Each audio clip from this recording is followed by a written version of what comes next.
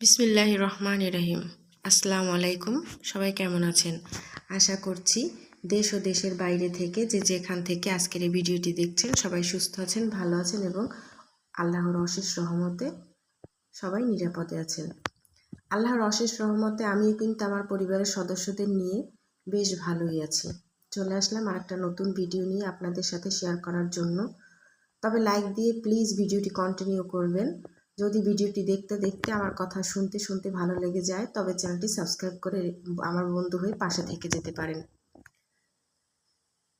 থাকতে মূল্য কে আর বোঝে, হারিয়ে গেলে সবাই খোঁজে। কথাটা কিন্তু একদম সত্যি কথা। যখন কোনো জিনিস বা মানুষ আমাদের কাছে থাকে তখন কিন্তু আমরা তার মূল্য বুঝি না। যখন সেটা হারিয়ে যায় আমাদের জীবন থেকে, সেটা মানুষ হোক কিংবা কোনো আসবাবপত্র হোক কিংবা কোনো জড়বস্তু বা জিনিসপত্র হোক, সেটা হারিয়ে গেলে তখন কিন্তু আমরা সেটা খুঁজে বেড়াই। কিন্তু যখন আমাদের কাছে সেটা থাকে তখন কিন্তু আমরা সেটার কখনোই মূল্য বুঝি না। যদি আমরা একটু মূল্য দিতে পারতাম বা মূল্য দিতাম তখন হারিয়ে গেলে আমাদের আফসোস করা লাগতো না। কিন্তু আমরা তো বোকা, আমরা তো বুঝি না।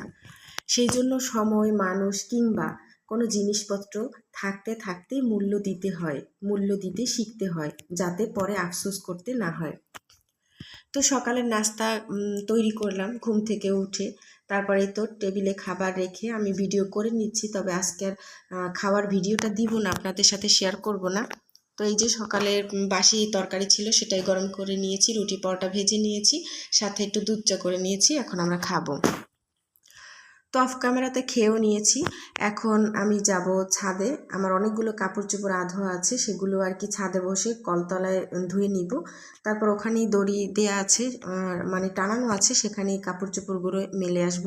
তো আজকে ভাবলাম যে প্রতিদিনই তো আপনাদের সাথে রুম গুছানো কিংবা কাপড় চোপড় গুছানো কিংবা থালাবাটি ধোয়া, ঘর পরিষ্কার করা এগুলো শেয়ার করি, তবে আজকে একটু অন্য কিছু শেয়ার করি। কারণ প্রতিদিন আপনাদের এই একই ভিডিও দেখতে বোরিং লাগতে পারে, তাই একটু অন্য কিছু দেখাতে চাইছি। এই যে দেখুন, আমাদের সিঁড়িতে রেলিং দেওয়া হয়ে গেছে। আপনাদের একটা ভিডিওতে দেখিয়েছিলাম যে রেলিংয়ের কাজ চলছে। এখন আমাদের এই সিঁড়িতে টাইলস বসানো হবে। সামনে 2-1 দিন পরই আর কি বসানো কাজ শুরু হবে। এই যে আমাদের ছাদের ঘর, হাঁটতে হাঁটতে চলে আসলাম।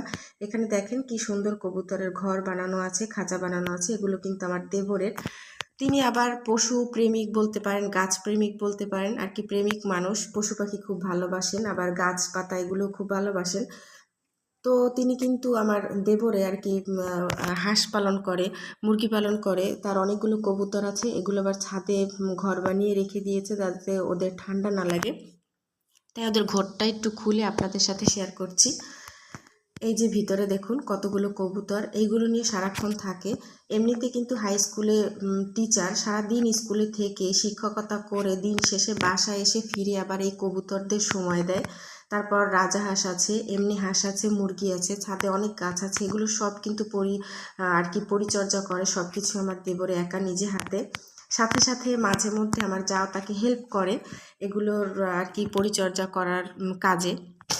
তো আপনাদের কেমন লাগে আজকের ভিডিও দেখে সেটা কিন্তু ছোট্ট একটা কমেন্টের মাধ্যমে জানাতে পারেন। এই পর্যন্ত ভিডিও দেখতে দেখতে যারা এসে গেছেন আমার সাথে সাথে আমার কথা শুনতে শুনতে, তাদেরকে প্লিজ আরেকটা কথা মনে করিয়ে দিচ্ছি আবারও, কেউ খারাপভাবে নেবেন না। প্লিজ একটা লাইক দিয়ে দিবেন অবশ্যই। অনেকেই কমেন্ট করেন কিন্তু একটা লাইক দিতে অনেক আপুরা ভুলে যায়, হয়তো ইচ্ছে করে দেয় না কিন্তু ভুলে যায়। তাদেরকে বলছি প্লিজ একটা লাইক দিয়ে দিবেন।